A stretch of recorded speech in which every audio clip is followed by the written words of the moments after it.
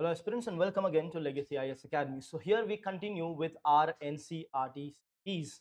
Why? Because of course the NCERT has come up with the new revised, completely new and really very colorful NCERTs. Right. So let's get started with respect to the Indian society content that is present in our 6th standard NCERT. So as you know that the 6th standard NCERT, for example, has chapters related to various subjects. For example, the economy chapters are chapter 13 and chapter 14. In the same manner, for your Indian society syllabus of UPSC of GS1, it contains one single chapter in 6th standard, that is chapter 8, that we will see in today's lecture. So without further ado, let's get started with it. So as I said, chapter number 8, this is related to our Indian society. Name is Unity in Diversity or Many in the One. Now, as always in these chapters, the NCERT begins with a quote. Here is a quote by Rabindranath Tagore which says that, "Oh, grant me my prayer that I may never lose the bliss of the touch of the one in the play of the many." So here he's talking about the unity in diversity. Again, another one by Sri Aurobindo Ghosh. He says that the principle of unity in diversity, which has always been normal to India, and its fulfillment, the fundamental course of her being and its very nature. The many in the one would place her on the sure foundation of her swabhava and swadharma. Means our dharma, our own self dharma, what is our duty, it will put it on its course for performing our own duty. So these are the quotes, as I have mentioned in my economy NCERT classes as well, that you can use it in your essay.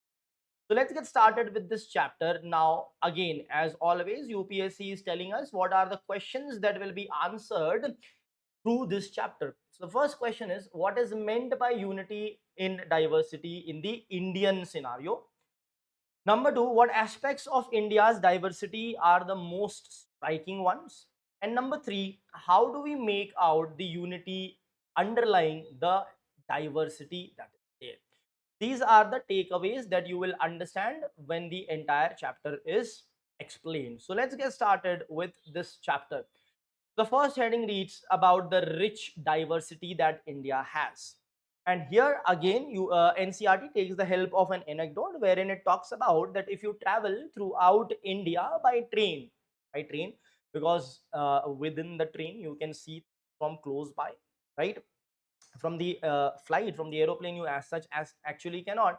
So through the train you can. So if you are traveling through train, you will notice a lot of changing landscape, not just the landscape but many different types of dresses, food. You will hear different languages. Some languages would be familiar, your own language related to the language that you speak, or even unfamiliar language, the languages that are completely different you might have not heard of.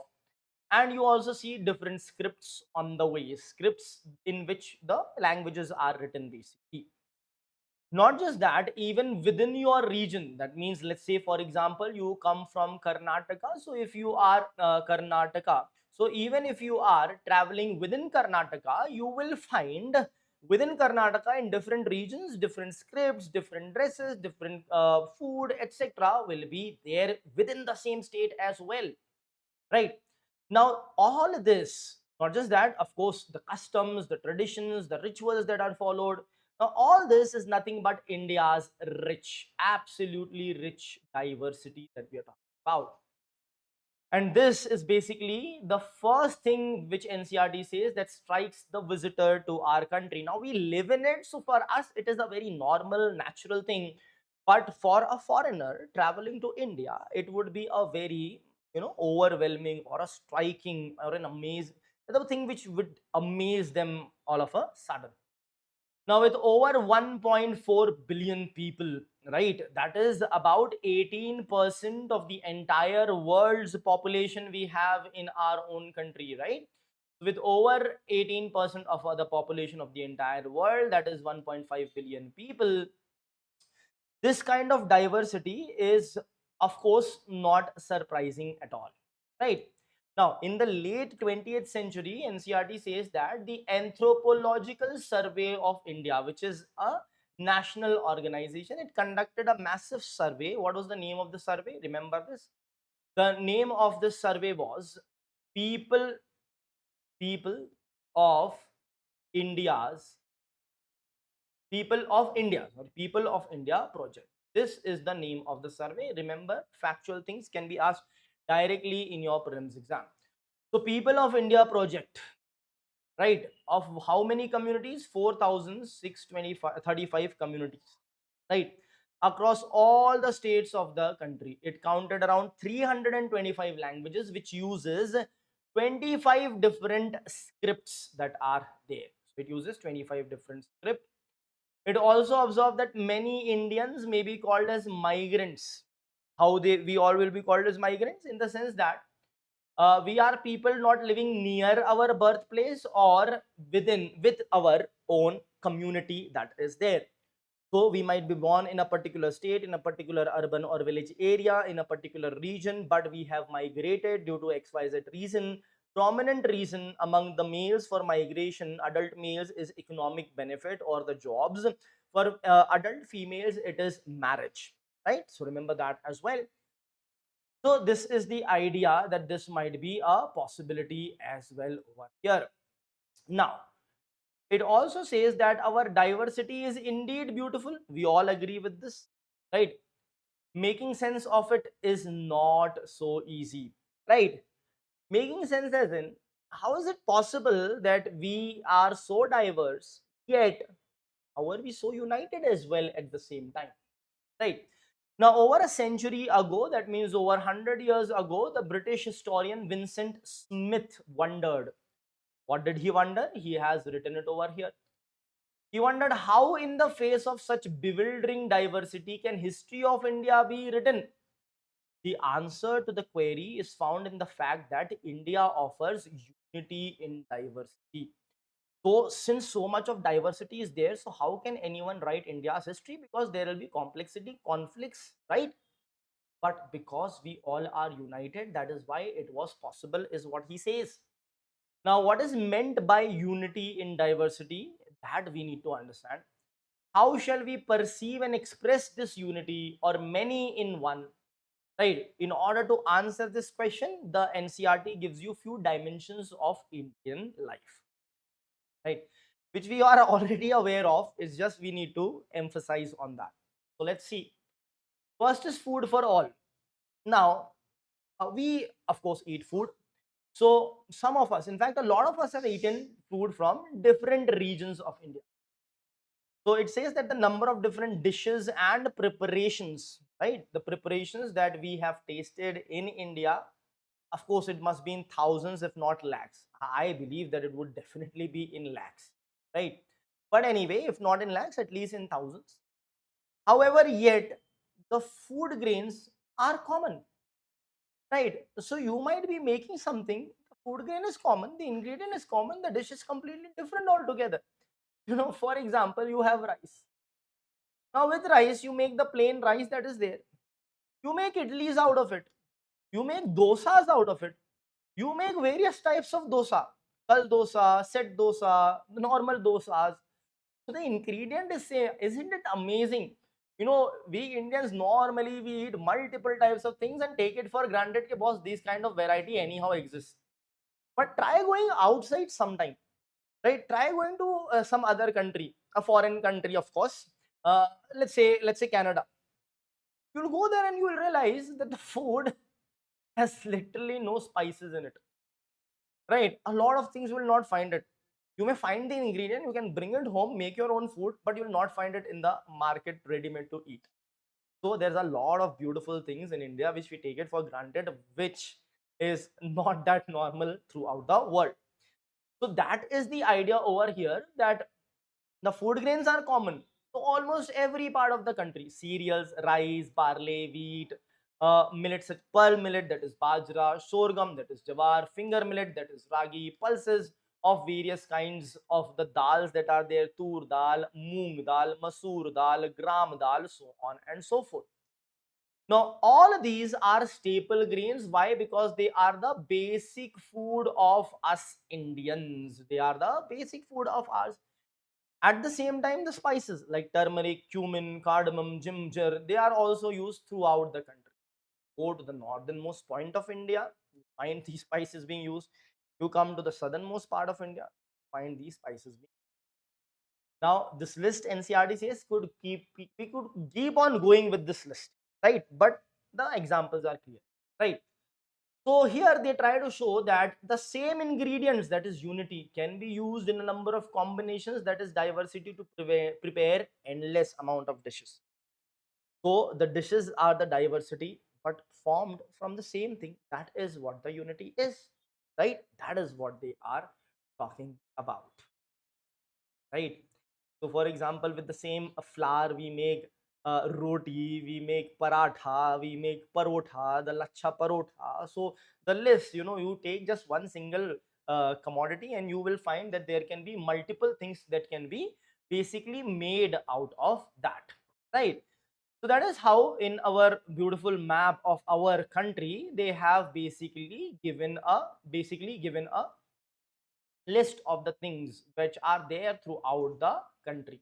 For example, rajma, white lobia, basmati rice, moong dal, chana dal, masoor dal, chickpea, arhar, jawar, millet, kolam rice famous in south of India, ponni rice, sona masuri, maize, again maize, gram, millet, rice, and pigeon pea, etc. Right? So all are these common things used throughout our country, but used to make different dishes, giving us the unity in diversity concept. Go ahead. Now let us understand the same thing with respect to textile and clothing. Okay. So now, in every region and community, they are saying that India has developed own style of clothing and dresses. There's no doubt about it. However, there is a commonality in some traditional Indian dresses. Now, what is that dress? A plain length of cloth. What is this plain length of cloth? It is the sari that is being talked about. Now, saris are made up of different textiles or different fiber, right? You have the silk. Now, the silk itself is of various types. You can have cotton saris, you can have silk saris. In silk, you can have Banarsi silk, Kanjivaram silk, Paithani silk, Pathan Patola silk, Muga silk, Mysore. These are some of the famous types of silk saris that are present in India. So we have taken one kind of dress, in that we have taken one kind of fabric, that is silk. In that itself, there are multiple types: Banarsi, Kanjivaram, Paithani, Pathan Patola, Muga, Mysore. Now, important, because UPSC will say Muga and Mysore are examples of which of the following. So, silk saris, right? Now, there are many more kind of cotton saris as well. Now, altogether, this unstitched piece of cloth comes in hundreds of varieties, right? They are produced in different colors, of course, with different materials, of course, produced with different methods of weaving as well, different designs. Some of the designs are part of the cloth, while others are printed after the cloth or is woven. And finally, the endless variation is basically coming out, which are produced from many kinds of the pigments or the paints that are there.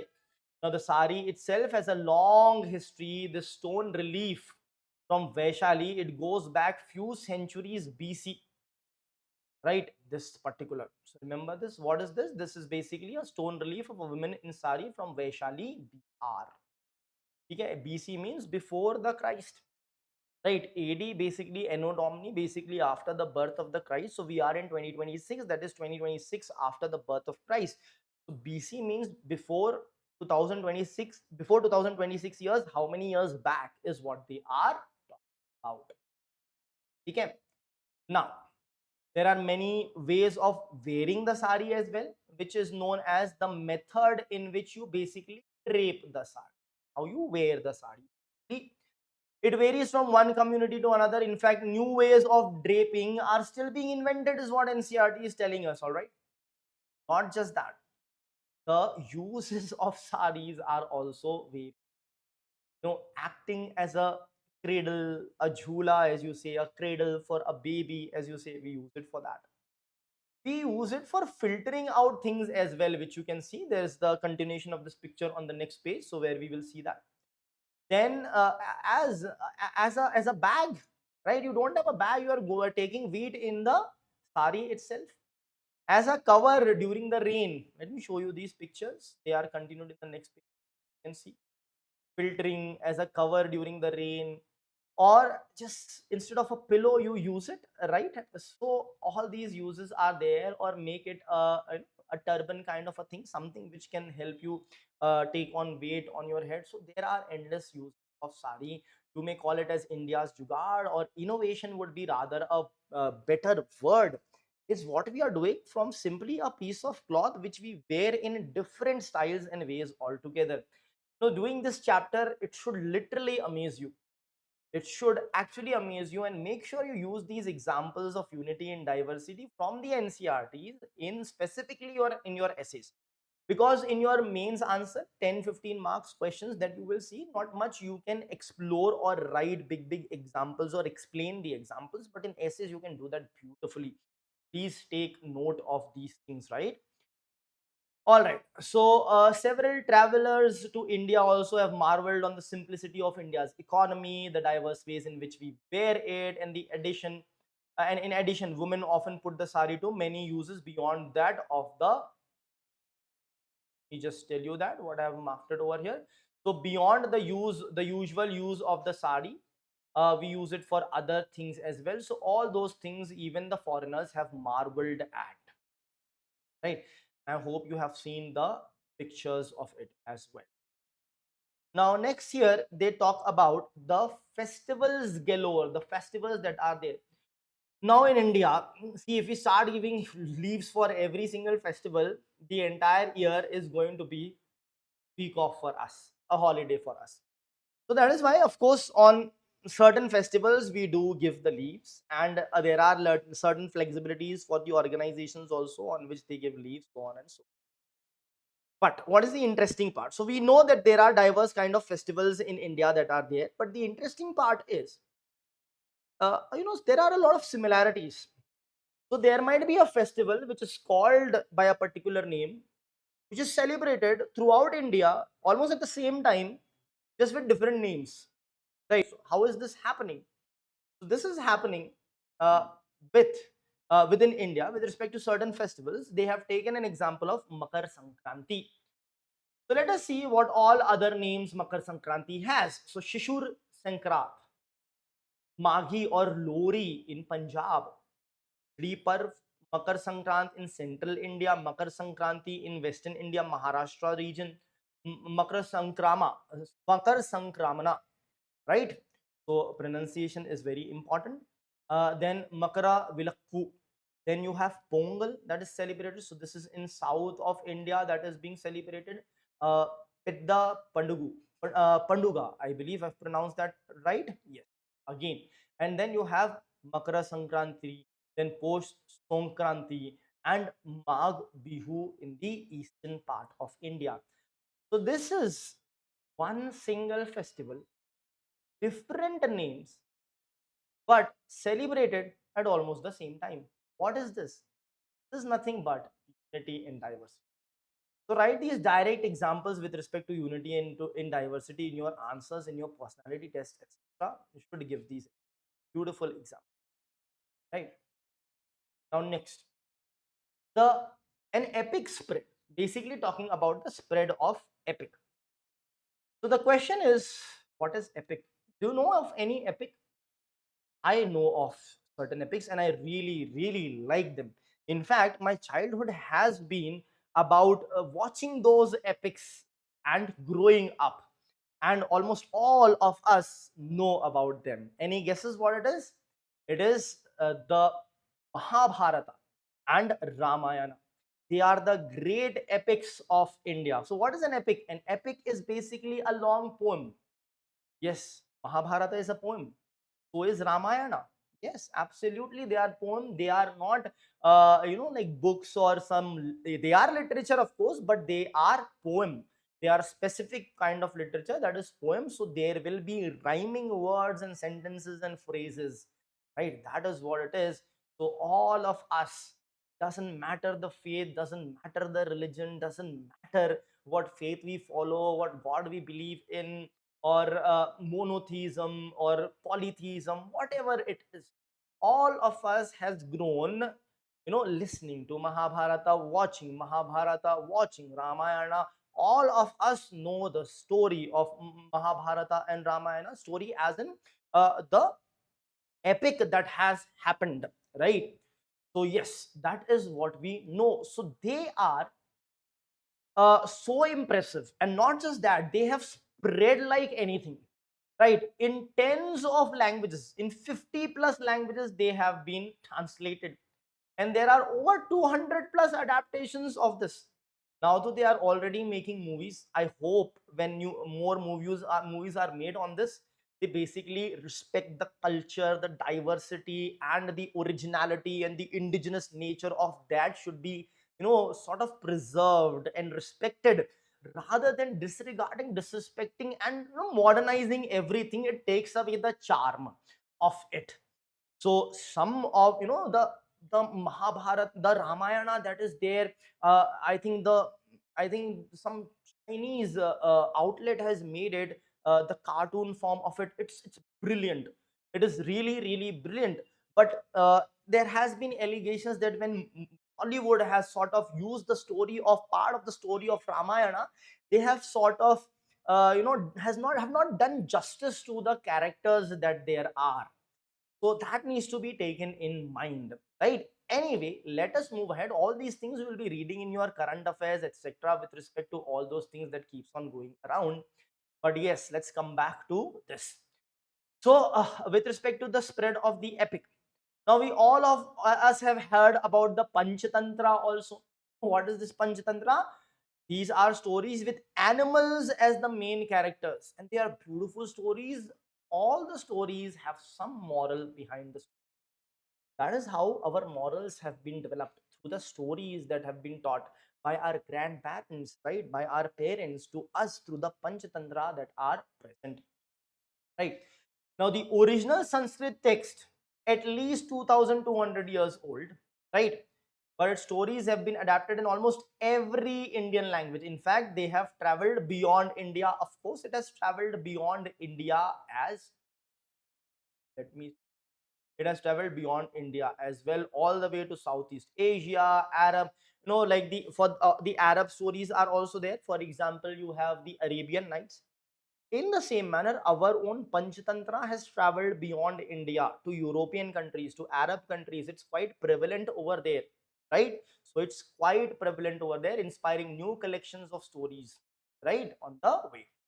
Estimated about 200. Yes, so it was the adaptation of Panchatantra that they are talking about. Over 200 adaptations of Panchatantra exist in more than 50 languages, right? So that is something really astonishing. Now this is what NCERT says illustrates how one collection of stories has become many, talking about unity, right?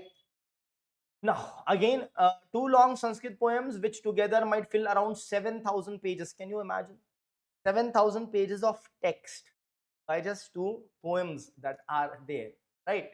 In their original versions, narrate the stories of the heroes who fight to reestablish dharma. Now, dharma here, guys, does not mean the religion. Dharma here means your duty. So these are the stories of duties. These are the stories which teaches you what action to take, what step to take, what to do when certain questions are put forward in front of you. So these are told to us, through these stories.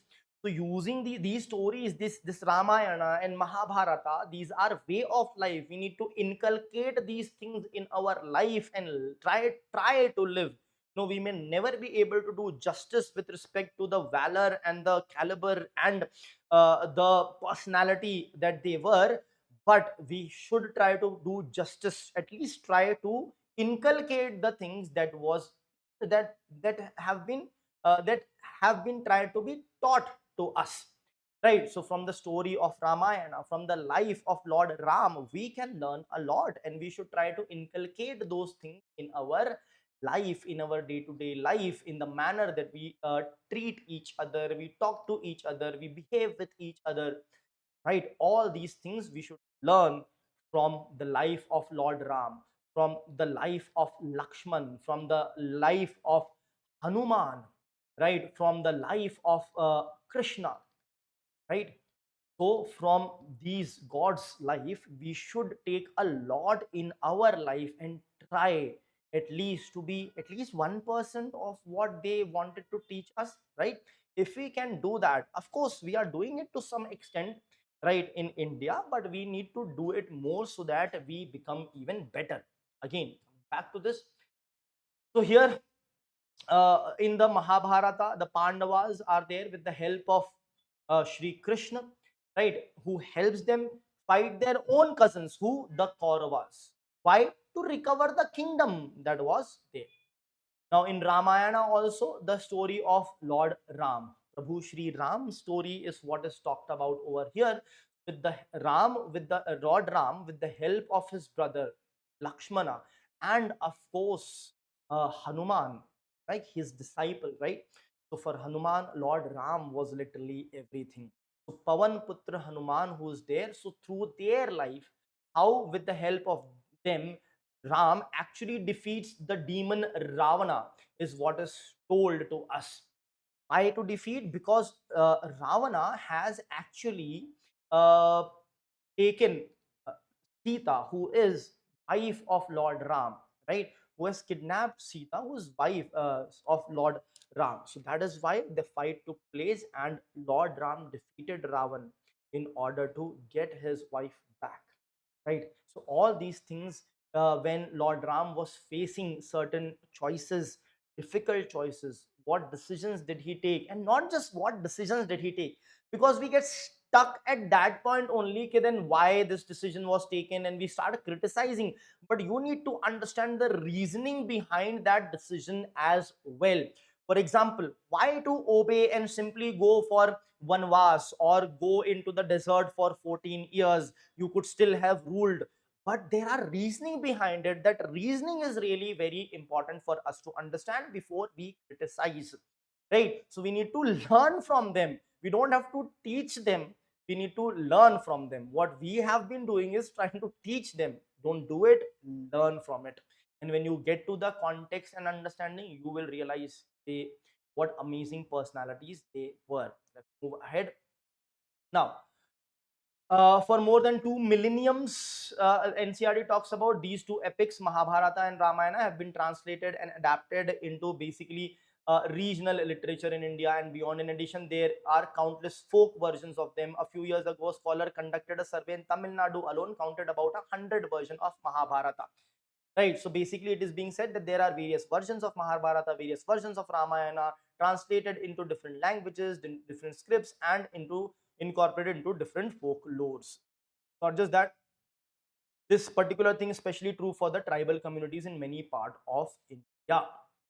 Right, for example, the Pils, the Gonds, the Mundas, and many more tribal people. Now, most tribes of India's northeast and Himalayan region, including Kashmir, they have their own version of one or the other of the two epics, or their own versions of both.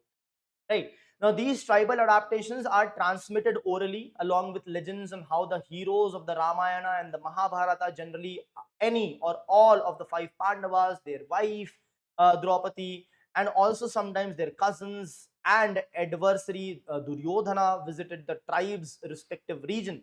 So the idea is these people who are present in Mahabharata, Ramayana, they were not restricted to only one region of India. In fact, there is hardly any region which was untouched by them. They visited every nook and corner of India, every tribal area as well, right? So they have their impressions throughout India, not just India, Indian subcontinent for that matter.